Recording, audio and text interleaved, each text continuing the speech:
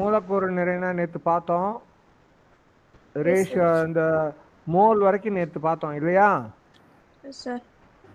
இப்போ அதோட கண்டினியூஷனை பார்ப்போம். இங்கிலீஷ்லையும் அப்பப்போ பார்ப்போம்மா. ஓகேயா? Okay, sir. சார் கொஞ்சம் பேசிக்ல இருந்து போங்க சார். இப்போ பேசிக்லேருந்து தான் பார்த்துட்டு இருக்கோம். இன்னும் இங்கே பார் ஒரு நோ நிமிஷம். சார். இப்போ இங்கிலீஷ் மீடியத்தில் வேணுமா தமிழ் மீடியத்தில் வேணுமா உனக்கு பேசிக்கு? தமிழ்ல சார், இங்கிலீஷ்ல சார். இங்கிலீஷில் இப்போ தெரியுதா? Yes sir, yes sir. மெதுவா தெரிஞ்சதை படிச்சுடுவா. நான் அர்த்தம் சொல்றேன். இந்த பாயிண்ட்ஸ் எல்லாம் நம்ம ஞாபகம் வச்சுக்கணும் பேசிக்ல. போதுமா? ஓகேயா? Yes sir. முதல்ல படி. Matter or substance. Anything that has mass also occupy the volume. எதுக்கெல்லாம் மாஸ் வால்யூம் உண்டோ அதுக்கெல்லாம் பேரு மேட்டர்னு பேரு. ஓகேமா? Okay sir, okay sir. Substances are of அம்மா உனக்கு இன்னும் தமிழ் மீடியம் புரியுதாம்மா? மேட்டர்னா பருப்பொருள். எதுக்கெல்லாம் நிறை பருமன் உண்டோ அதுக்கெல்லாம் பேரு பருப்பொருள்னு பேரு. ஓகேயா? இவங்க படிக்க படிக்க நான் கம்பேரிட்டிவா வேகமா சொல்லிடுறேன். அப்புறம் நம்ம பார்ப்போம். ஓகேயா? ரெண்டாவது படிமா. Substances are of types pure matter are matter and substance and mixture. ஆமா. வேதிப்பொருட்கள் இரண்டு வகைப்படும். தூயவை, கலவை. தூயவை, கலவை. தூயவைனா பியூர் மேட்டர், கலவைனா மிக்சர். பியூர் மேட்டர் வாசிங்க. composed of only one type of component material sir. அவ்வளவுதான். தூயவைனா பியூர் மேட்டர்னா ஒரே ஒரு டைப் தான் இருக்கும். எல்லாமே ஹைட்ரஜனா இருக்கும், இல்லாட்டினா எல்லாமே குளோரினா இருக்கும், இல்லாட்டினா எல்லாமே ஒரு குறிப்பிட்ட அணு வகையா தான் இருக்கும். வேற எதுவுமே இருக்காது. ரைட்டா?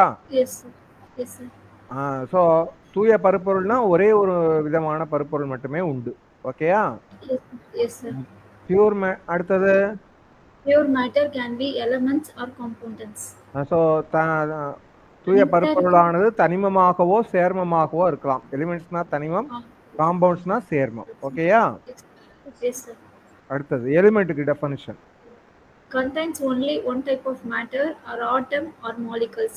ஸோ எலிமெண்ட்னா ஒரே ஒரு வகையான ஆட்டத்தையோ மாலிகூலையோ வச்சுருக்கு. நம்பர் எத்தனை வேணா இருக்கலாம், ஆனால் ஒரே வகை.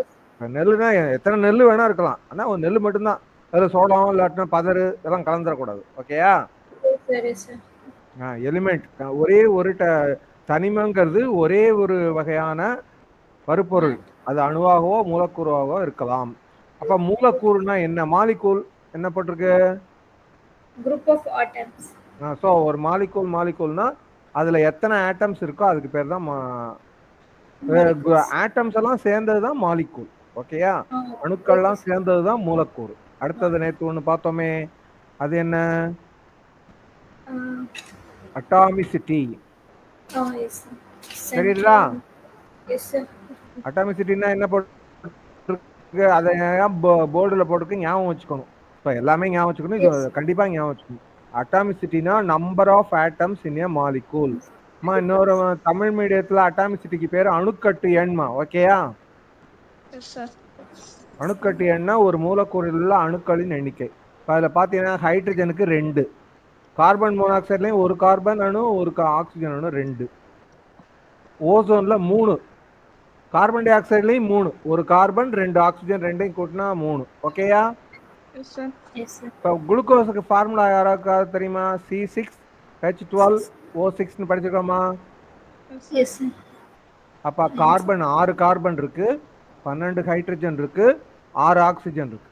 ஸோ 12 6 18 6 24. ஸோ குளுக்கோஸின் அணுக்கட்டு எண் 24. Atomicity of glucose is 24. கடைசியா ஒன்று போட்டிருக்கு 21N ஃபார் செல்லுலோஸ்னு போட்டிருக்கு. 21N ஃபார் செல்லுலோஸுக்கு ஃபார்முலா வந்து C6H10O5N டைம்ஸ். புரியுதா? செல்லுலோஸுக்கு ஃபார்முலா C6H10 தெரியுதா எழுதுறது? O5N times. வெளியில் அந்த எண்ணால பெருக்கினா கார்பன் வந்து 6N இருக்கு, ஹைட்ரஜன் வந்து 10N இருக்கு, ஆக்சிஜன் வந்து 5N இருக்கு. எல்லாத்துலயும் N காமனா இருக்கு. 10 21N. புரியுதா? ஸோ அதனாலதான் அதுக்கு அணுக்கட்டு எண் 21N. ஓகேயா? ஸோ இப்போ அணுக்கட்டு எண் இல்லாட்டி அட்டாமிசிட்டினா என்னன்னு தெரியுது. Yes, sir. Number of இப்போ atoms. மிக்சருக்கும் காம்பவுண்டுக்கும் உள்ள 2 முக்கியமான சேர்மங்களுக்கும் கலவைகளுக்கும் உள்ள முக்கிய 2 வேறுபாடுகள்மா. காம்பவுண்ட்ஸ்ல தனித்தனி அணுக்கள் தனித்தனி பருப்பொருள்கள் எந்த விகிதத்திலும் இருக்க குறிப்பிட்ட விகிதத்தில் தான் இருக்கும். சேர்மங்கள்ல கலவைகள்ல எந்த விகிதத்திலையும் இருக்கும். மிக்சர்னா கலவை, காம்பவுண்ட்னா சேர்மம். ஸோ மிக்சர்ஸ் அண்ட் இதை லைட்டாக வாசிமா இங்கிலீஷ்லேயே வாசி. Mixtures is components or any proportions. இல்லை மேலே ஒன்று போட்டுருக்கு பாரு, இந்த டேபிள் காலத்துக்கு மேலே ஒன்று இருக்கு பாரு, அதை வாசி. Yes, sir. Mixtures and components contain more than one type of matter or atom or molecules. So மிக்சரோ காம்பவுண்ட்லேயோ ஒன்றுக்கு மேற்பட்ட வகையிலான பருப்பொருள்கள் இருக்கும் அல்லது மேட்டர் இருக்கும். அது ஆட்டமாகவும் இருக்கலாம், மாலிகுலாவோ இருக்கலாம். இப்போ மிக்சர்ஸில் வந்து அந்த தனித்தனியாக இருக்கிறதுக்கு பேர் காம்பனன்ட்ஸ்னு பேர். தனித்தனியாக இருக்கிறதுக்கு பேர் காம்பனன்ட்ஸ். காம்பனன்ட்ஸ்லாம் எந்த ரேஷியோ ப்ரொபோர்ஷன்னா ரேஷியோ விகிதம். எந்த காம்பனன்ட்ஸ் ஒரு குறிப்பிட்ட விகிதத்தில் தான் இருக்கும். ஃபிக்ஸட் ப்ரொபோர்ஷன்ல தான் அது இருக்கும். ஓகேயா? ஹலோ கேக்குதா? S sir. ஸோ இப்போ மிக்சரோட ப்ராப்பர்ட்டிஸ் வந்து தனித்தனி ஆட்டத்தோட ப்ராப்பர்ட்டிஸை பொறுத்து அமையும். இப்போ எக்ஸாம்பிள் பாரு,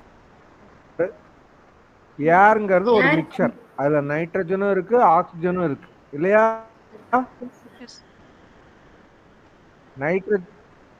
நைட்ரஜனும் கேஸ், ஆக்சிஜனும் கேஸ், அதோட மிக்சர் ஏரும் கேஸ். புரியுதா? ஹலோ கேக்குதாமா? ஹலோ கேக்குதா? புரியுதாமா? ஸோ ஆனா ரைட். இப்போ காம்பவுண்டுனா இப்போ வாட்டர் இஸ் எ காம்பவுண்ட். வாட்டருக்கு ஃபார்முலா H2O.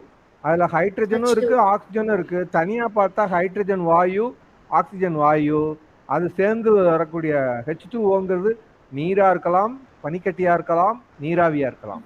பனிக்கட்டினா திண்மம், நீர்னா நீர்மம், நீராவினா ஆவி.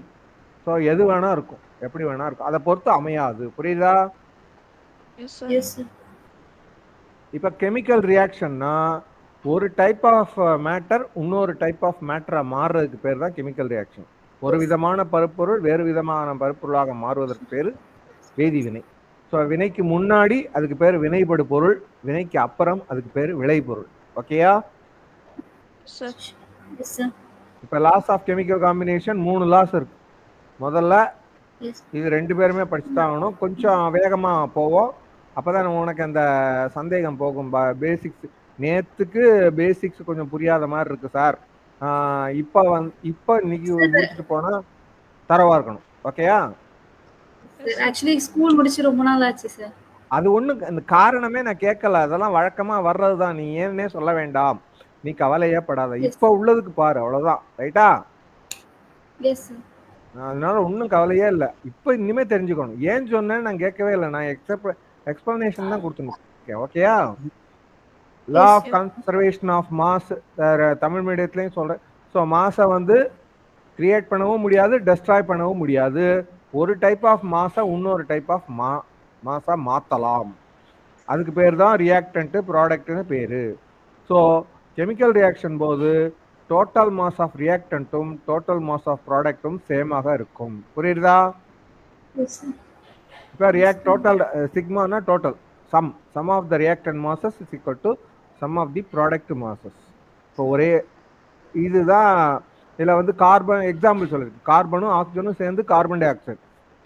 கார்பனோட வெயிட் 12, ஆக்சிஜனோட வெயிட் 32, கார்பன் டை ஆக்சைடுக்கு வெயிட் 44. 12 + 32 44 கரெக்டா வரும். புரியுதா? ஒரே ஒரு நிமிஷம், அவங்க தமிழ் மீடியத்தில் உள்ளவங்களும் லைட்டா பார்த்துக்கட்டும். ஓகேயா?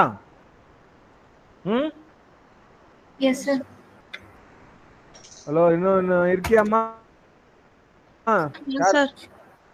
தமிழ் மீடியத்தில் படிக்கிறம்மா யாருமா இருக்கேங்க சார்? இந்த வேதி கூடுகை விதிகள்னு போட்டுக்காமா? தெரியுதா? எஸ் சார் தெரியுதுங்க சார். தெரியுதாம்மா? ஸோ தெரியுதுங்க இதுல சார். வந்து law of conservation of mass தெரியுது. பொருண்மை மாறா விதினா என்ன அர்த்தம்னா, ரைட் ஓகே, வினையில் வினைபடு பொருள்களின் மொத்த நிறை விளைபொருள்களின் மொத்த நிறைக்கு சமம். இப்ப கார்பனும் ஹைட்ரஜனும் குளோரினும் சேர்ந்து 2HCl வருது.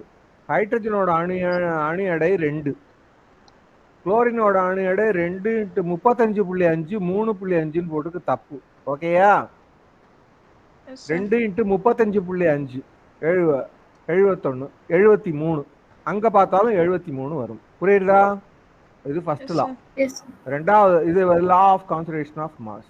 So law of conservation of mass இருக்கிறதுனால தான் ஈக்குவேஷனை நம்ம பேலன்ஸ் பண்றோம். ஓகேயா? இப்போ 2 பேரும் கவனிங்க. புதுசா ஒரு லா பார்க்க போறோம். தெரியலன்னா சொல்லுங்க. லா ஆஃப் டெஃபினட் ப்ரொபோர்ஷன் இல்லாட்டினா லா ஆஃப் ஃபிக்ஸட் ப்ரொபோர்ஷன் பார்க்க போறோம். ஓகேயா? Yes sir. தமிழ்ல அதுக்கு பேரு பெருக்க விகித விதி. அதுக்கு பேரு பெருக்க விகித விதி. விதி. அத வந்து நான் முதல்ல பிரீஃபா எக்ஸ்பிளைன் பண்ணிடுறேன், அப்புறம் இங்க உள்ளத படிப்போம். ஓகேயா? ஹலோ சொல்லுமா. ஹலோ கேக்குதா? என்னம்மா சொல்ல வர? எஸ் ஹலோ ப்ரொசீட் பண்ணலாமா? இது சந்தேகமாமா? No no sir. Sir. No sir. இந்த இது ஸ்லைடுல எக்ஸ்பிளைன் பண்றேன் பாருங்க. ஓகேயா?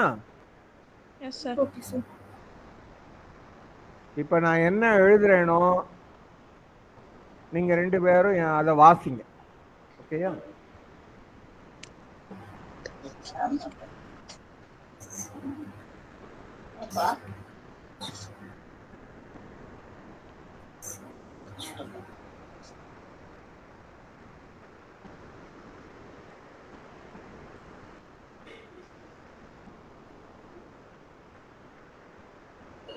என்ன எழுதிருக்கு? ஈக்குவேஷனை வாசிங்க. C plus C2H2 gives equals CH4. அதே மாதிரி 2C plus 3H2 gives C2H6. புரியுதா? Yes sir.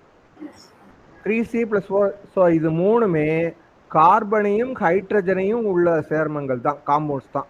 முதல் காம்பவுண்டு CH4, ரெண்டாவது காம்பவுண்டு C2H6, மூணாவது காம்பவுண்டு C3H8 இல்லையா? Yes sir. இப்ப இந்த 3 சேர்மத்திலையும் காம்பவுண்ட்லயும் காமனா 2 தனிமம் தானே இருக்கு, 2 எலிமெண்ட்ஸ் தானே இருக்கு. Yes sir. கார்பனும் ஹைட்ரஜனும் தான் இருக்கு, வேற எதுவும் இல்லை இல்லையா? ஆனா இந்த கார்பனும் ஹைட்ரஜனும் விகிதம் மாறுபடுது. முதல் காம்பவுண்டுக்கு பேர் மீத்தேன், அதுல 1:4 விகிதத்துல இருக்கு. ரெண்டாவது காம்பவுண்டு ஈத்தேன், அதுல 2:6 இல்லாட்டினா 1:3 விகிதத்துல இருக்கு. மூணாவது காம்பவுண்டு புரோப்பேன், அதுல கார்பனும் ஹைட்ரஜனும் 3:8 விகிதத்துல உள்ளன. புரியுதா? Yes sir. Yes sir. இப்ப மூணுமே கார்பனும் ஹைட்ரஜன், மொத்தமா பொதுவான பேரு ஹைட்ரோ கார்பன் பேரு. எல்லா ஹைட்ரோ கார்பன்லயும் கார்பனும் ஹைட்ரஜனும் தான் இருக்கும்.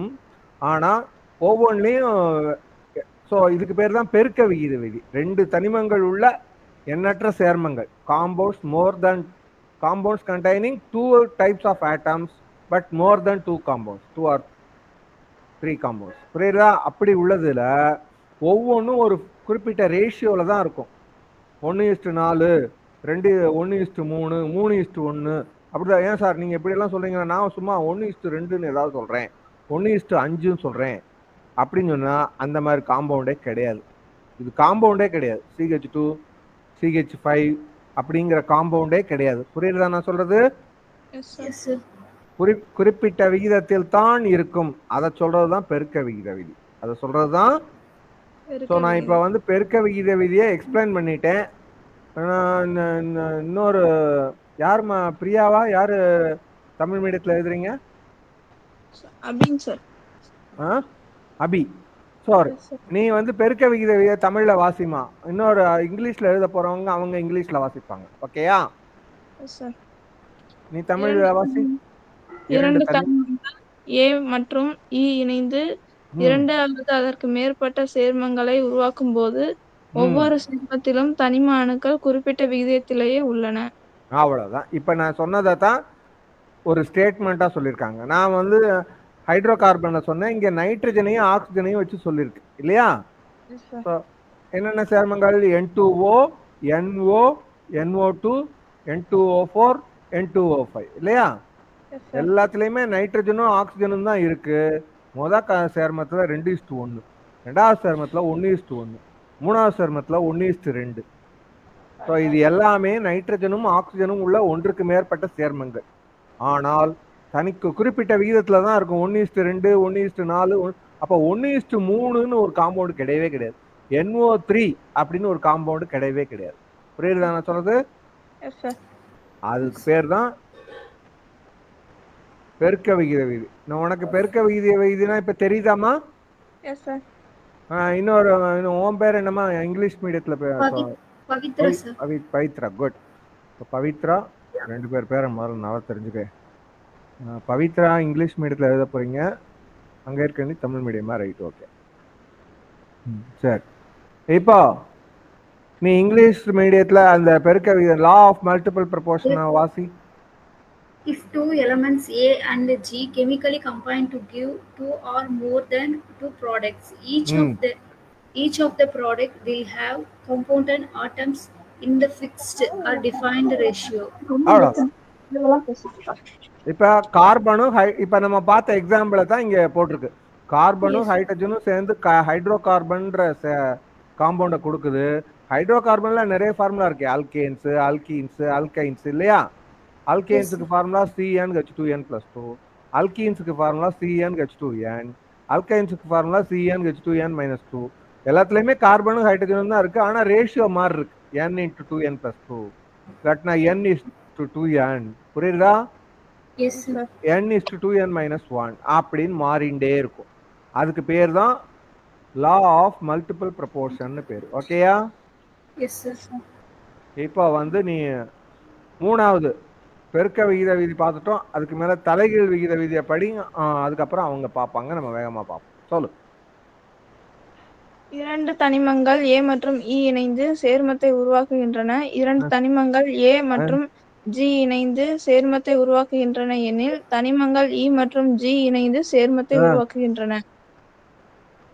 அப்படி இதுல ஏயும் ஈயும் சேர்ந்து ஒரு சேர்மத்தை கொடுக்குது. ரெண்டாவதுல ஏயும் ஜியும். அப்ப இது ரெண்டுலயும் பொதுவான தனிமம் என்னது? ஏ தானே.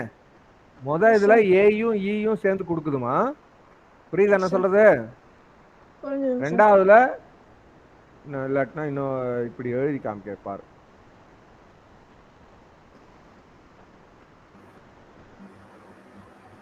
ஸோ 2 பேருமே பாரு, இதை ப்ரீஃப் பண்றேன். ஸோ இதுல ஏயும் ஈயும் சேர்ந்து ஒரு சேர்மத்தை கொடுக்குது. அப்புறம் ஏயும் ஜியும் சேர்ந்து ஒரு சேர்மத்தை கொடுக்குது. புரியுதா? இந்த ரெண்டுலயும் பொதுவான சேர்மம் என்னது? ஏ இல்லையா? ஏ அடிச்சுட்டு பாக்கி உள்ளது எழுது. அப்ப ஈயும் ஜியும் சேர்ந்து வேற ஒரு சேர்மத்தை கொடுக்கும். புரியுதா புரியலையா? இப்ப 2 பேருமே கவனிங்க. கார்பனும் ஆக்சிஜனும் சேர்ந்து கார்பன் டை ஆக்சைடை கொடுக்கிறது. ஓகேயா? ஹைட்ரஜனும் ஆக்சிஜனும் பேலன்ஸை பத்தி இப்போதைக்கு கவலைப்படாத, அப்புறமா பார்த்துக்கோ. ஹைட்ரஜனும் ஆக்சிஜனும் சேர்ந்து வாட்டரா கொடுக்குது இல்லையா? இப்ப இந்த ரெண்டுலயுமே காமனா என்ன இருக்கு? ஆக்சிஜன் இருக்கு. ஆக்சிஜன் அடிச்சுட்டு பாக்கி உள்ளது வருது. அப்ப கார்பனும் ஹைட்ரஜனும் சேர்ந்து ஹைட்ரோ கார்பனை கொடுக்கும். புரியுதா? ஸோ ஏதாவது 2 ரியாக்ஷன் நடக்கும்போது ஒரு காமனான எலிமெண்ட் இருந்ததுன்னா அந்த மேக்ஸ்ல காமனான நம்பரை கேன்சல் பண்ணிடுவோம்ல. தொகுதியிலையும் பகுதியிலையும் நியூமரேட்டர்லையும் டினாமினேட்டர்லையும் இருந்ததுன்னா கேன்சல் பண்ணிடுவோம்ல. அதனால இங்க கேன்சல் பண்ணனால இதுக்கு பேரு ரெசிப்ரோக்கல் லான்னு பேரு, இல்லாட்டினா தமிழ்ல தலைகீழ் விகித விதின்னு பேரு. ரைட்டா? இந்த தலைகீழ் விகித விதியோட சுருக்கம் 2 பேருக்கு தெரியுதா? இப்ப தமிழ்ல அதை தான் போட்டு C+O2 CO2 ஒரு எலிமெண்ட். அதைத்தான் நம்ம இங்க சொல்லியிருக்கேன். ஓகேயா? ஸோ இந்த 3 விதமான லாஸை 2 பேரும் ஞாபகம் வச்சுங்க. ஸோ உனக்கு இந்த அதே நான் சொன்னதான் சொல்லியிருக்கேன். Law of reciprocal proportion 2 elements ஏயும் ஜேயும் சேர்ந்து ஒரு ப்ராடக்டை கொடுக்குது. அப்புறம் ஜியும் ஜேயும் சேர்ந்து வேற ஒரு ப்ராடக்டை கொடுக்குது. அப்படி கொடுத்ததுன்னா அந்த ஜியை காமன் விட்டுட்டேன்னா பாக்கி உள்ளது சேர்ந்து கொடுக்கும். எக்ஸாம்பிள் கொடுத்துருக்கு பாரு, கார்பனும் ஹைட்ரஜனும் சேர்ந்து மீத்தேனை கொடுக்குறது, ஹைட்ரஜனும் குளோரினும் சேர்ந்து ஹைட்ரஜன் குளோரைடை கொடுக்குது. அந்த ஹைட்ரஜனை காமன் அடிக்கிறத விட்டு அதை அடிச்சுட்டேன்னா பாக்கி உள்ளது கார்பனும் குளோரினும் சேர்ந்து கார்பன் டெட்ரா குளோரைடை கொடுக்கும். புரியுதா? அதான் இதோட விதி. ஸோ இதெல்லாம் நேற்று பார்த்தோம் இல்லையா? மாஸ் நம்பரு, அட்டாமிக் நம்பர், இதெல்லாம் பார்த்தோமா இல்லையா? இப்போ இதை அடுத்ததுக்கு ப்ரொசீட் பண்ணலாமா இல்லை இதில் பார்க்கணுமா? ஹலோ, இப்போ அடுத்ததுக்கு போகலாமா? சொல்லுப்பா. என்ன வேற என்னமோ சொல்றியாமா? சொல்லுமா. Right, okay. இப்போ நேற்று வந்து இப்போ இந்த அட்டாமிக் மாஸ்னா என்னன்னு பார்த்தோம். நேற்று மோல் வரைக்கும் பார்த்தோம் இல்லையா? மோல்னா என்ன, நேற்று கூட ஐசோடோப்னா என்னன்னு பார்த்தோம் இல்லையா? இந்த பாருமா, ஐசோடோப்னா சேம் அட்டாமிக் நம்பர் இருந்ததுன்னா அதுக்கு பேர் ஐசோடோப்னு பேர் போட்டிருக்கா இல்ல? கார்பன் 12, கார்பன் 13, அது ரெண்டுக்கும் atomic number same. Same mass number இருந்ததுன்னா அதுக்கு பேரு ஐசோபார்னு பேர். ஆர்கானுக்கு மாஸ் நம்பர் 40, கால்சியத்துக்கு மாஸ் ஆர்கானோட ஒரு ஐசோடோப். ஆர்கான சாதாரணமாக எழுதுனா ஆர்கான் 36, 18ன்னு எழுதுவோம். அது ரெண்டு பேருக்கும் காமிச்சிடுறேன், சும்மா சொன்னா புரியாது.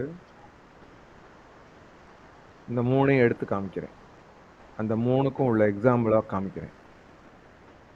C12, C13, அதே மாதிரி ஆர்கான் 40, கால்சியம் 40. அப்புறம் கார்பன் நைட்ரஜன் 13, 6, 14, 7. ரெண்டு பேரும் இது தரவா புரிஞ்சுக்கோங்க. மேல உள்ளது மாஸ் நம்பர், கீழே உள்ளது அட்டாமிக் நம்பர்னு சொல்லியிருக்கேனா? ஹலோ, கேக்குதாமா? தெரியுதா? ஸோ மேல உள்ளது நிறை எண், கீழே உள்ளது அணு எண். அணு எண் சமமா இருந்தா அதுக்கு பேரு ஐசோடோப்னு பேரு. அணு எண் சமமா இருந்தா அதுக்கு பேரு கார்பன் 12, கார்பன் 13 ரெண்டுலயும் அணு எண் சமமா இருக்கு இல்லையா? மாஸ் நம்பர் இல்லாட்டினா நிறை எண் சேமா இருந்தா அதுக்கு பேரு ஐசோபார். மேல உள்ளது சமமா இருந்தா ஐசோபார், கீழே உள்ளது சமமா இருந்தா ஐசோடோப். இது ரெண்டுக்கும் உள்ள வித்தியாசம் சமமா இருந்ததுன்னா ஐசோடோன். இப்போ வந்து 13 - 6 7, 14 - 7 7. ஸோ அதுல ரெண்டுலையுமே கார்பன் 13, நைட்ரஜன் 14 ரெண்டுலையுமே 7 நியூட்ரான் தான் இருக்கும். ரெண்டுலையுமே 7 நியூட்ரான். அதனால அதுக்கு பேர் ஐசோடோன்னு பேர். புரியுதா புரியலையா? ஐசோடோப்னா அதைத்தான் இங்க ரெண்டு சேம் அட்டாமிக் நம்பரா இருந்தா அதுக்கு பேர் isotope. Example carbon 12, carbon 13. Same mass நம்பரா சம அணு எண்னா ஐசோடோப், சம நிறை எண் சொன்னா ஐசோபார், சம எண்ணிக்கையிலான நியூட்ரான்கள் அப்படின்னு சொன்னா இது ஐசோடோன். ஓகேயா? இப்போ சில சமயம் வந்து ஃபோர்த் இது ஐசோடயஃபர்ஸ்னு கேட்பாங்க. Isodiaphers are the set of nuclei with the same difference in number of protons and neutrons. So number of proton countக்கும் இதுக்கு நியூட்ரான் கவுண்ட்டுக்கும் உள்ள டிஃபரன்ஸ் தான் சேமா இருக்கும், வேற ஒன்றும் கிடையாது. இப்போ போரான் 11, கார்பன் 13, நைட்ரஜன் 15ன்னு கொடுத்துருக்கு. ஸோ 11 போரானுக்கு, ஸோ அதே தான் நியூட்ரான்ஸை தான் இப்படி மாற்றி கொடுத்துருக்கு. ஓகேயா? ஸோ 11 - 10 1. கார்பனுக்கு 13 - 12, சாரி கரெக்ட், 11ங்கிறது வந்து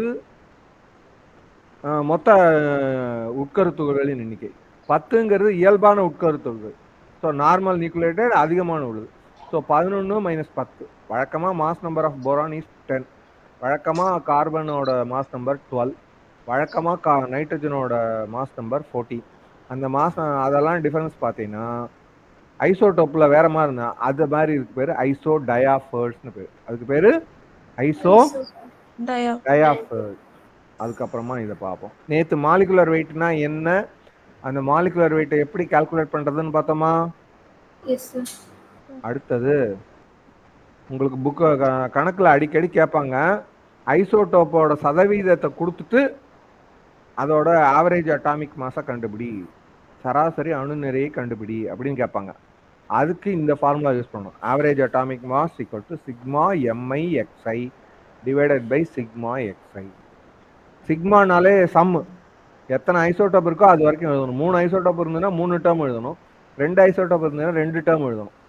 so m1x1 + m2x2 + m3x2 by x1 + x2 + x. x1ங்கிறது கம்போசிஷன் இயைபு. ஸோ இதில் கீழே உள்ள பெர்சன்டேஜ் தான். எல்லா பர்சன்டேஜையும் கூட்டினேன்னா டினாமினேட்டர் பகுதி வந்து 100 தான் வரும். நியூமரேட்டர் வேற மாதிரி வரும். அதுக்கு தகுந்த மாதிரி பார்க்கணும். ஓகேயா? Yes, sir. புரியுதாமா? Yes, Yes, sir. sir. அப்புறம் இந்த 3 ஃபார்முலாவை நீ அப்போ நோட் பண்ணிட்டாலும் சரி, இது எடுத்துட்டாலும் சரி. அப்புறமா இது இம்பார்ட்டன்ட். 2 பேரும் முதல்ல வாசிங்க. தமிழ் மீடியத்துக்கு அவங்க இன்னொரு தடவை சொல்லுவாங்க. இதை வச்சு கணக்குகள் வரும். முதல்ல என்ன போட்டிருக்கு, atomic mass into specific heat is approximately equal to 6.2. ஓகேயா? அதே மாதிரி molecular mass equal to vapour density into 2. Vapour density into 2. Vapour டென்சிட்டினா mass of given volume of substance by mass of same volume of hydrogen. Mass of same volume of hydrogen. அதுக்கு பேர் தான், புரியுதா நான் சொல்றது? Yes, sir. Yes, sir. Right. உனக்கு இருக்கான்னு பார்க்குறேன். இல்லாட்டினா இந்த ஃபார்முலா தமிழ் மீடியத்தில் உனக்கு வேணும்னா அப்புறம் தரேம்மா. ஓகேயா? Yes, sir.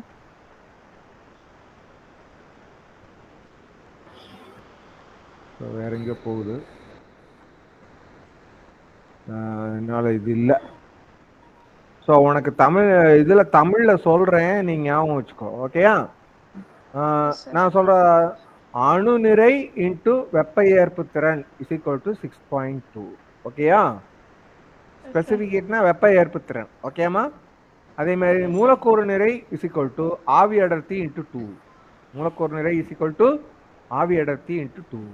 ஆவி அடர்த்தினா ஒரு பொருளின் குறிப்பிட்ட பருமனின் நிறை டிவைடட் பை ஹைட்ரஜனின் அதே பருமனின் நிறை. ஓகேயா? Yes, sir. நேத்து வந்து மோல்னா என்னன்னு பார்த்தோம் இல்லையா?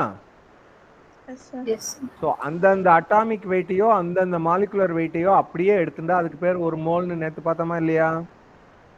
Yes, sir. அந்த அட்டாமிக் வெயிட்டுக்கும் மாலிகுலர் வெயிட்டுக்கும் காமன் நேம் ஃபார்முலா வெயிட். தமிழ்ல வாய்ப்பாட்டு நிறை இல்லாட்டினா வாய்ப்பாட்டு எடை. அணு எடை மூலக்கூறு எடை ரெண்டுக்கும் பொதுவான வார்த்தை வாய்ப்பாட்டு நிறை இல்லாட்டினா வாய்ப்பாட்டு எடை. ஓகேயா? Yes, sir. ஸோ அதை அப்படியே எடுத்துட்டோம்னா அதுக்கு பேர் ஒரு மோல்னு பேர்.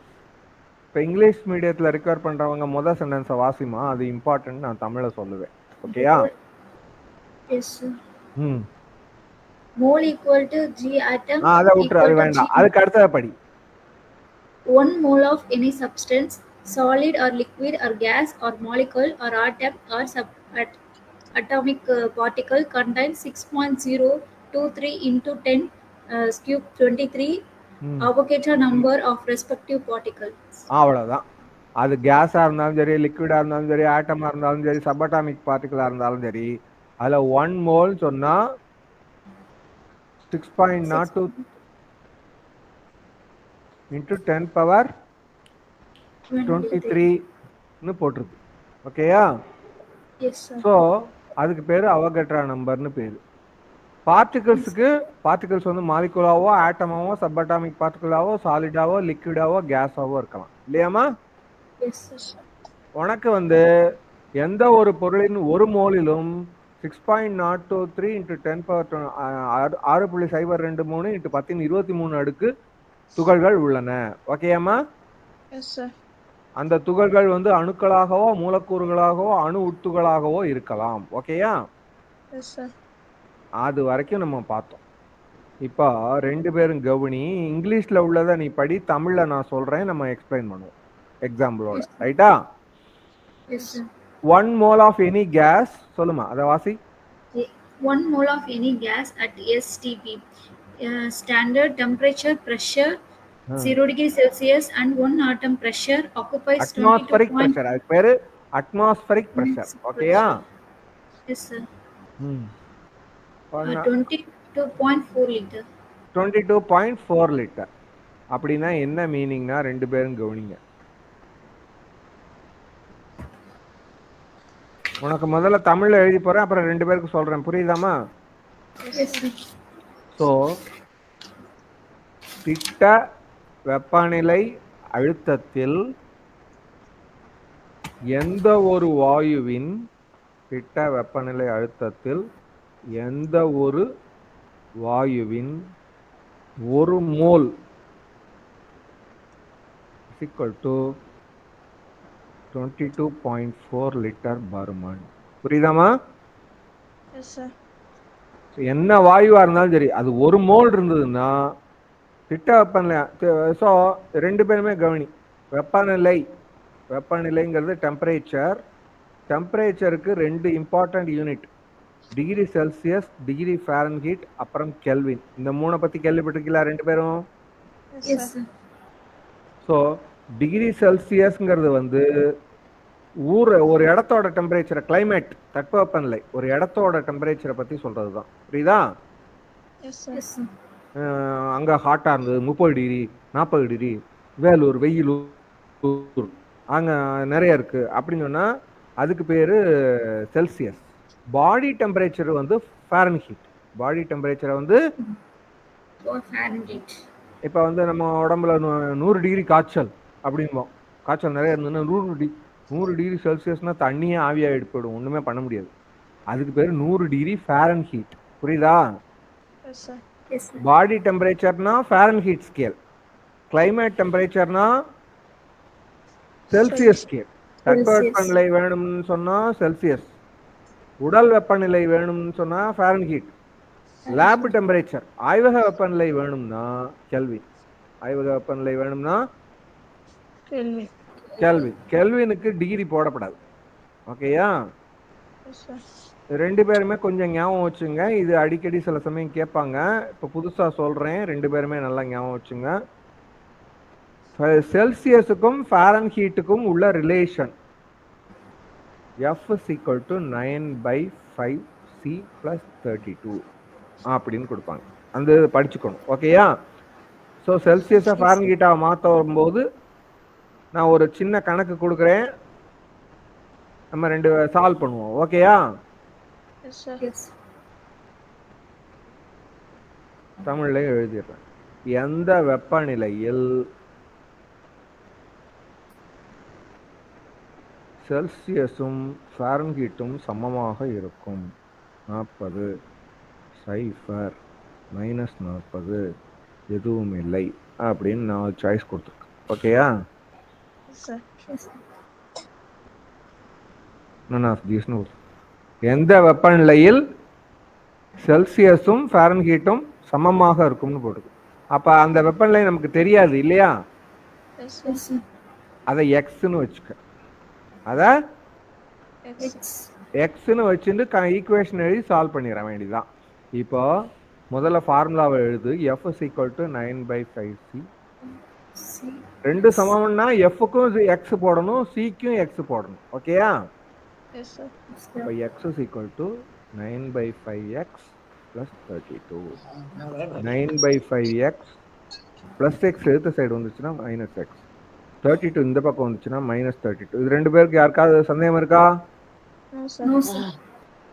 5 வெளியில் எடுத்தீங்கன்னா 9x, 5ல் 5 1ஆல் 5, 5 × 5x is equal to -32. 4x is equal to -32/5. அப்போ x is equal to -32/5 into 1/4. தப்பா வருதோ? ஒரு தப்பு விட்டேன்.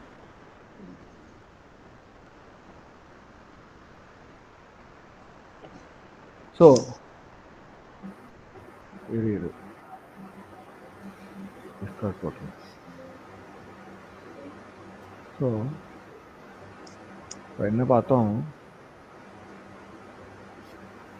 x is equal to 9/5x plus 32. அப்போ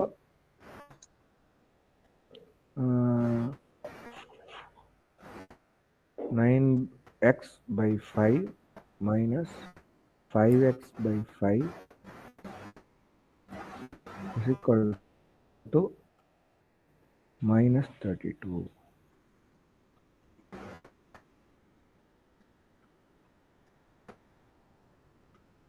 (4x/5 minus 32) x equal to minus 32 into 5/4 இல்லையா? Yes sir. புரியலையா? புரியுதுங்க சார். இப்போ ஆன்சர் வந்து -40 வருதா? Yes sir. இந்த கணக்குல 2 பேருக்கு ஏதாவது சந்தேகம் இருக்காது, நீ போட்டு பார்க்குற கணக்கு தான். ஓகேயா? அப்போ -40 தான் இதுக்கு ஆன்சர். புரியுதா? நீ வந்து இந்த ஃபார்முலாவை யூஸ் பண்ணி இதே போட்டேனாலும் செல்சியஸும் -40 தான் வரும், ஃபாரன்ஹீட்டும் -40. ஸோ ரெண்டுலையுமே மைனஸ் வரும். ஆனால் கெல்வின்ல மைனஸ் வரவே வராது. உள்ளதுலே சின்ன டெம்பரேச்சர் 0 கெல்வின். ஓகேயா? கெல்வினுக்கு நெகட்டிவே கிடையாது. அதனால கெல்வின் டெம்பரேச்சருக்கு இங்கிலீஷ்ல இன்னொரு பேரு அப்சல்யூட் டெம்பரேச்சர், தமிழ்ல அதுக்கு பேரு சார்பிலா வெப்பநிலை. புரியலையா?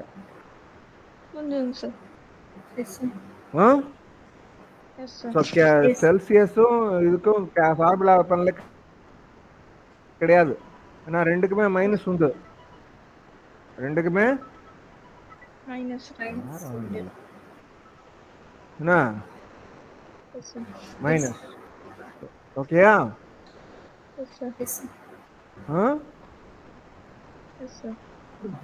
ஸோ பிளஸ் மைனஸ் கெல்வின்ல மைனஸ் கிடையாது. ஓகேயா? ஸோ நான் -40.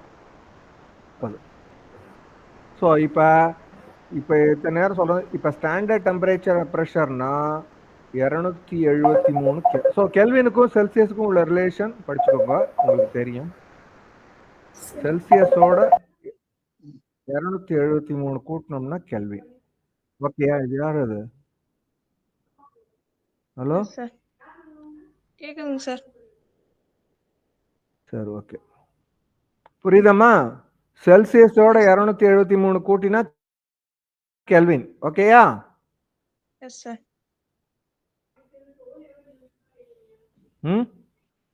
S sir. 200.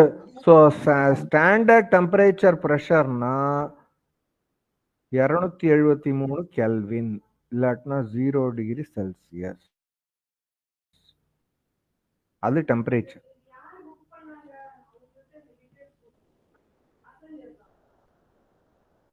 ப்ரெஷரோட யூனிட்ஸ். ஓகேயா? Yes sir.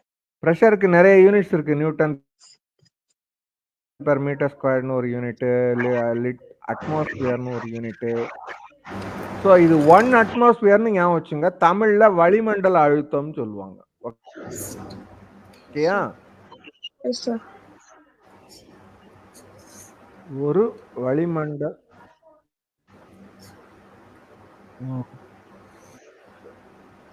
ரைட்டா? Yes sir. சரியா? Yes sir. ஸோ இப்போ இந்த ரூல் என்ன சொல்லுதுன்னா, 1 அட்மாஸ்பரிக் ப்ரெஷர்ல அல்லது ஒரு வளிமண்டல அழுத்தத்துல 273 கெல்வின்ல எந்த கேஸா இருந்தாலும் அது வந்து 1 மோலா இருந்ததுன்னா அதோட பருமன் 22.4 லிட்டர் இருக்கும். இப்ப வந்து நான் ஒரு 2-3 சொல்றேன். Hydrogen, helium, nitrogen, oxygen, chlorine, இப்படி எல்லாம் சொல்றேன். இப்போ ஹைட்ரஜனோட அட்டாமிக் மாஸ் 2, ஹீலியத்துக்கு 4, நைட்ரஜனுக்கு 2 14 28, ஆக்சிஜனுக்கு 2 16 32.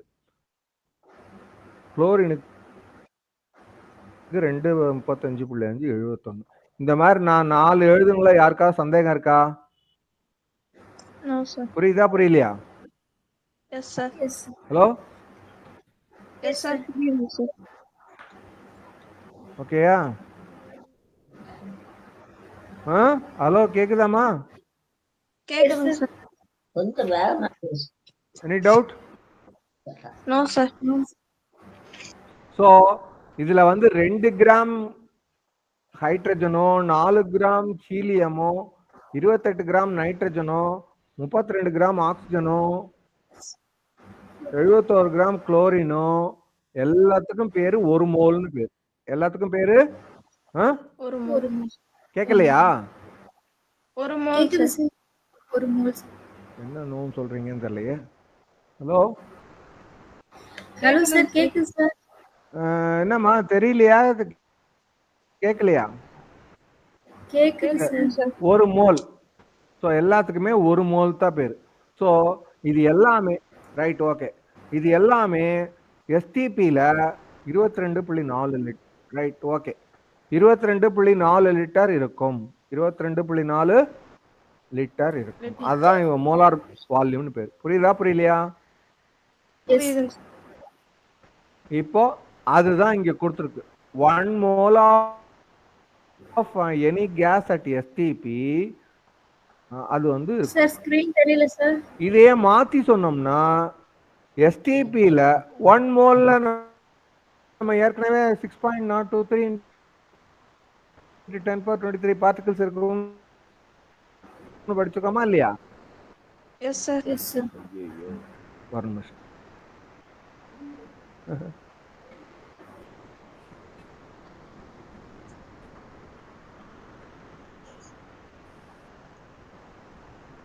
நீ கொஞ்ச நேரம் அமைதியா இருக்கியா? பிரசன்ட் ஆகலையோ?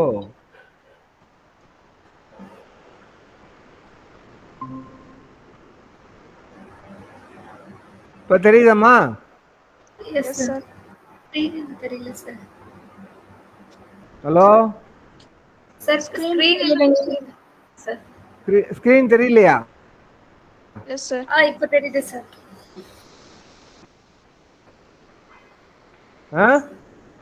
சார் ஸ்கிரீன் இப்ப தெரியுது தெரியுது சார். sir. ஸோ கான்வெர்ஸ் லீன் போட்டிருக்கா இல்லையா? Yes sir. ஸ்கிரீன் தெரியுதுமா? Yes sir. இப்போ பிளாக் Yes பண்ணிருக்கு sir, yes தெரியுதா sir. இல்லையா? Yes sir. Yes sir. Converse lean போட்டு ஆமா, அட்டாமிக் இல்லாட்டினா molecular wait is equal to weight of 6.023 into 10^23 particles of Yes sir. அதோட வெயிட். Avogadro number. இல்லாட்டினா atomic is weight of 22.4 liter of gas at STP. ஆமா, அவகட்ரா number. So இந்த மூணையும் இப்ப connect பண்ணி நான் சொல்றேன். 2 பேரும் திருப்பி ஒரு தடவை சொல்லுங்க. இம்பார்ட்டன்ட் ஃபார்முலா இப்ப வரப்போகுது. ஓகேயா? Yes sir. Yes sir. நான் எழுதுறது தெரியுதான்னு பாருங்க, படிங்க அப்படியே. ஓகேயா? Yes sir. Yes sir. 1 mole of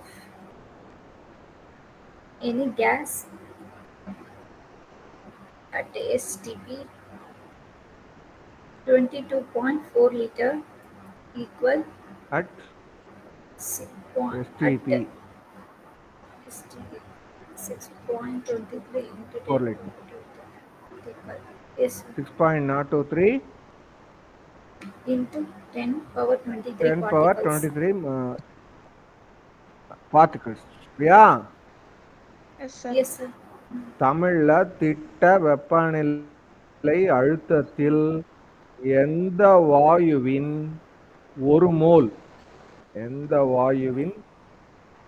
mole அதோட பருமன் 22.4 லிட்டர். அதோட எடை அதோட துகள் எண்ணிக்கை 6.023 into 10^23. அதோட எடை மூலக்கூறு எடை, இல்லாட்டினா அணு எடை, இல்லாட்டினா வாய்ப்பாட்டு எடை. இங்கே வந்து இதோட எடை வந்து மாலிகுலர் வெயிட், இல்லாட்டினா அட்டாமிக் வெயிட், இல்லாட்டினா ஃபார்முலா வெயிட். புரியுதா புரியலையா? Yes sir. Yes, sir. So இதுல ஏதாவது ரெண்டு கொடுத்தாங்கன்னா அதை வச்சு நம்ம கால்குலேட் பண்ணணும். இப்ப ரெண்டு பேருக்கும் இந்த ஸ்டேட்மெண்ட் புரியுதா புரியலையா? புரியுது சார். ஹலோ, கேக்குதா? புரியுதுங்க சார். இப்ப புரியுது. இப்போ ரெண்டு பேரும் நான் ஒரு ஃபார்முலா எழுதுறேன், உங்க நோட்ல எழுதிக்கிங்க. இதை வச்சு தான் இந்த சாப்டர்ல உள்ள எல்லா கணக்கும் வரும். ஓகேயா? n Yes, equal sir. to weight. Right, புரியுது. எழுதிக்கோ அதை.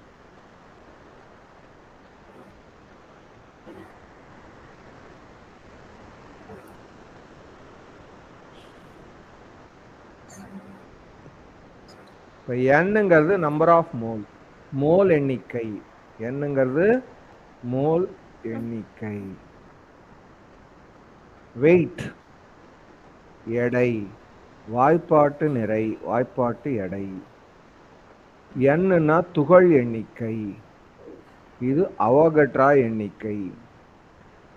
So number of particles. So திட்ட வெப்பநிலை அழுத்தத்தில் பருமன். ஸோ அவங்க எதை கொடுக்குறாங்களோ அதை வச்சு தான் நம்ம வந்து கண்டுபிடிக்கணும். ஓகேயா? Yes sir. Yes, sir. புரியுதா?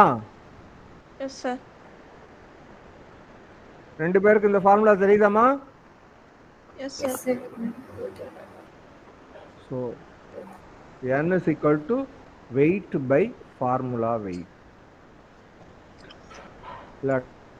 Number of particles by Avogadro number equal to volume at STP in liter divided by 22.4 liter. இந்த மூணு ஃபார்முலாவையும் தரவா வச்சுக்கணும். அவங்க எதை கொடுக்குறாங்களோ அதை வச்சு நம்ம கணக்கு போடணும். ஓகேயா? Yes, sir.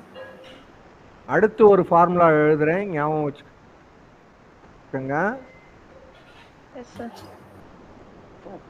ஸோ நம்பரா, இது ஏற்கனவே உள்ள ஃபார்முலா தான் மாற்றி எழுதியிருக்கேன். அது ஒரு பர்டிகுலர் கேஸ் தான் சொல்றேன். நேராதிகா கடவுளே. n equal to n by na. Number of particles, இதை கிராஸ் மல்டிபிள் பண்ணா n இன்ட்டு na. துகள்களின் எண்ணிக்கை வேணும்னா மோல் எண்ணிக்கை இன்ட்டு அவகட்ரா நம்பர். புரியுதா? Yes sir.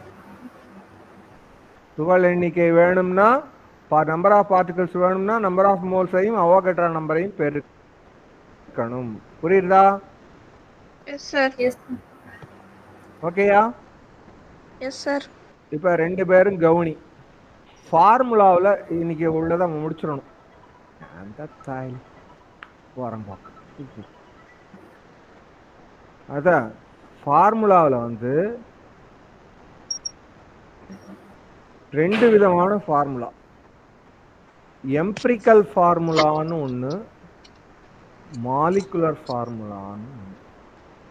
தமிழில் சொன்னால் வாய்ப்பாடுன்னா ரெண்டு விதை. எளிய விகித வாய்ப்பாடுன்னு ஒன்று, மூலக்கூறு வாய்ப்பாடுன்னு. புரியுதா? எளிய விகித வாய்ப்பாடு, மூலக்கூறு வாய்ப்பாடு. புரியுதா? Yes sir. இந்த ரெண்டுக்கும் வித்தியாசத்தை நான் சொல்றேன், கவனிங்க. இதுல சந்தேகம் இருந்ததுன்னா கேட்டுக்குங்க. ஓகேயா? Yes sir. Yes, sir. பேசுறது கேக்குதாமா? Yes sir. கேக்குது சார். ஸ்கிரீன் தெரியலையா? தெரியுது சார். தெரியுது சார்.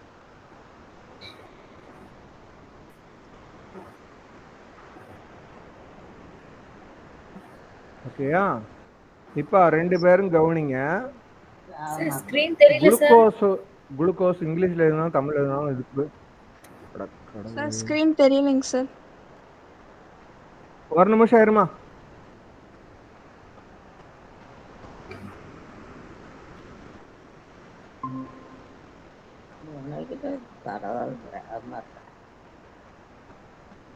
இப்ப தெரியுதா? No sir. வெயிட் பண்ண தெரியும்.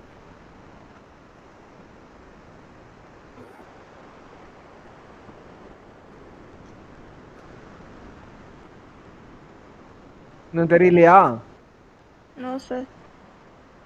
No, sir.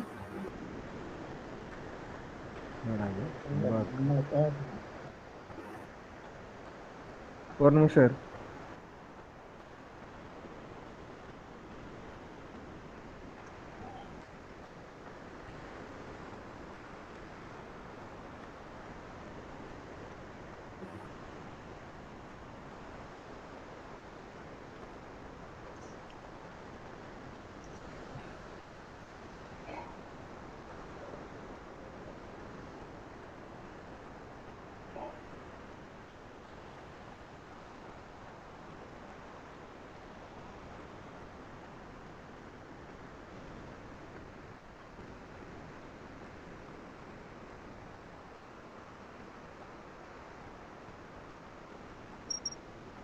ஒரே ஒரு நிமிஷம். முடிய போகுது, ஒன்றும் பிரச்சனை இல்லை.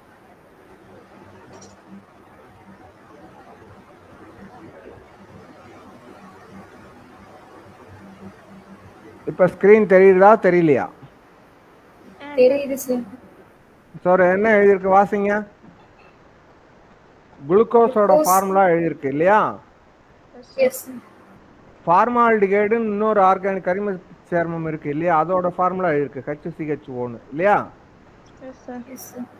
இப்போ HCHOவை வேற மாதிரி எழுதலாம். அதுல எத்தனை கார்பன் இருக்கு, எத்தனை ஹைட்ரஜன் இருக்கு, எத்தனை ஆக்சிஜன் இருக்குன்னு அப்படியே எழுதலாமா? Yes, S sir. ஒரு கார்பன் இருக்கு, 2 ஹைட்ரஜன் இருக்கு, ஒரு ஆக்சிஜன். அதனால CH2Oன்னு எழுத. இப்ப 2 பேரும் கவனி, குளுக்கோஸ்ல ஏதாவது ஒரு நம்பர், குளுக்கோஸ் வாய்ப்பாடுல ஏதாவது ஒரு நம்பரை காமனா எடுக்கலாமா? 6.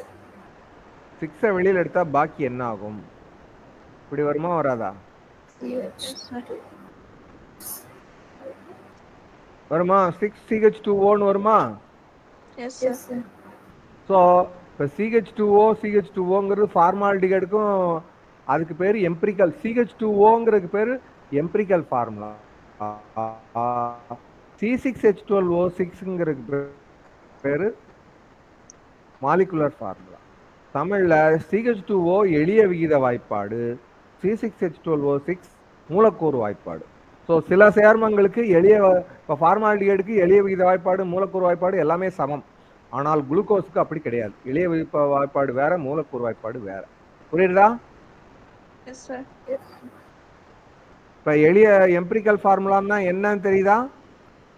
Yes, sir. Molecular empirical formula என்னன்னு தெரியுது. இப்போ பிரீஃபா ஒரே ஒரு வேகமா சொல்லிட்டு விட்டுறேன். நம்ம அடுத்த கிளாஸ்ல நம்ம கணக்கை போடுவோம். அடுத்த கிளாஸ் டெஃபினட்டா கணக்கு தான். ஸோ வழக்கமாக என்ன பண்ணுவாங்க, தனிமத்தோட பர்சன்டேஜை கொடுத்துருவாங்க, அணு எடையை கொடுத்துருவாங்க, அட்டாமிக் மாஸை கொடுத்துருவாங்க. நீ என்ன பண்ணணும்னா தனிமத்தை பேர்லாம் தனித்தனியாக எழுதிக்கணும். ஓகேயா? அப்புறம் அதோட பர்சன்டேஜ் எல்லாம் எழுதிக்கணும். அந்த பர்சன்டேஜை வந்து அணு எடைனால டிவைட் பண்ணி வகுத்து எழுதிக்கணும். புரியுதா? Yes sir. Yes. அதுல மினிமம் நம்பர், இப்போ இதுல ஒரு 3 நம்பர் வந்ததுன்னா அதுல ஒரு மினிமம் நம்பர் இருந்தோ அதனால டிவைட் பண்ணணும். அதை வந்து ரவுண்ட் ஆஃப் பண்ணணும். ரவுண்ட் ஆஃப் பண்ணணும்னா என்ன அர்த்தம்னா 0.5க்கு மேல இருந்ததுன்னா 1ன்னு மாத்திரலாம். 0.5க்கு மேல இருந்ததுன்னா 1ன்னு மாத்திரலாம். 0.5க்கு கீழே இருந்ததுன்னா விட்டுறலாம். Yes sir. புரியுதா? ஆனா 0.5 இருந்ததுன்னா அப்படியே எழுதணும். 0.5 இருந்ததுன்னா இப்போ சும்மா வச்சுக்கோ, A 1.5, B 1.5, C 2.5னா இப்படிதான் எழுதி ஆகணும். அதை ஃபுல்லத்தையும் நீ 2ஆல பெருக்கணும். 2ஆல பெருக்கினா A3 B3 C5ன்னு வரும். அதை நீ ரவுண்ட் ஆஃப் பண்ணக்கூடாது. 1 அப்போ ரவுண்ட் ஆஃப் பண்ணிட்டீங்கன்னா நான் A2ன்னு போட்டுருவேன், B2ன்னு போட்டுருவேன், C3ன்னு போட்டுருவேன். ஃபார்முலா தப்பா போயிடும். புரியுதா நான் சொல்றது? ஸோ 0.5க்கு மேலே இருந்ததுன்னா ரவுண்ட் ஆஃப் பண்ணலாம், அடுத்த பெரிய நம்பரை எடுத்துக்கலாம். 0.5க்கு கீழே இருந்ததுன்னா முன்னாடி உள்ள பெரிய நம்பர் எடுத்துக்கலாம். ஆனால் 0.5 இருந்ததுன்னா அப்படியே தான் எழுதணும். எழுதிட்டு ஃபுல்லாக 2ஆல பெருக்கி கொண்டு வரணும். ஓகேயா? இதுதான் மெத்தடு. இதுல ஒரு கணக்கு நேத்து போட்ட மாதிரி நாளைக்கு போடுவோம். ஓகேயா? Yes sir. ஸோ இன்னைக்கு பார்த்ததுல ஏதாவது டவுட் இருக்கா சொல்லுங்க. வேற ஏதாவது கேட்கணுமா? சந்தேகம் இருக்கா? No sir. ஸோ ரெண்டையும் நோட் பண்ணிக்கோங்க. நாளைக்கு ஸ்டாய்கியோமெட்ரி வினை கட்டுப்பாட்டு ஸோ இதை ஸ்டாப் பண்ணிடுறேன். நாளைக்கு வந்து ஸ்டாய்கியோமெட்ரி வினை கட்டுப்பாட்டு காரணி தமிழ்ல வினை கருத்து கணக்கீடுகள் அதை பத்தி நாளைக்கு பார்க்க போறோம். ஓகேயா? ஸோ இன்னைக்கு பார்க்குற ஃபார்முலாவெல்லாம் நல்லா நோட் பண்ணிக்கோங்க. ரைட்டா சேர்ந்தாப்புல படிச்சுன்னு வாங்க. அதுல தேவையில்லைன்னா நம்ம கணக்கு போடலாம். ஓகேயா? Yes sir. Okay sir. So இன்னைக்கு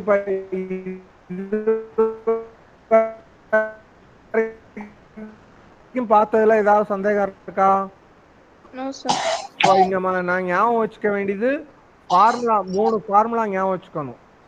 number of moles is equal to weight by molecular weight equal to volume at STP by 22.4 is equal to number of particles by Avogadro number. Number of particles by Avogadro number. அதே மாதிரி மோல்களின் எண்ணிக்கை is equal to எடை by மூலக்கூறு எடை, இல்லாட்டினா துகள் எண்ணிக்கை by Avogadro எண், இல்லாட்டினா திட்ட வெப்பநிலை அழுத்தத்தில் பருமன் டிவைடட் பை 22.4 ரெண்டுமே லிட்டர்ல போடணும். ஸோ துகள்களின் எண்ணிக்கை இல்லாட்டினா number of particles equal to mole எண்ணிக்கை இன்டு அவகட்ரா நம்பர், இல்லாட்டினா number of particles number of moles into Avogadro number. Okay, capital என்னா நம்பர் ஆஃப் பார்ட்டிகல்ஸ், கேபிட்டல் என்ஏனா அவகட்ரா நம்பர், ஸ்மால் என்னா நம்பர். இதை மட்டும் ஞாபகம் வச்சு. ஓகேயா? இப்போ மைண்ட் பண்ணிக்கலாமா? இப்போ எதுவும் டவுட் இருக்கா? No sir. Right, thank you. Thank you. Thank you, sir.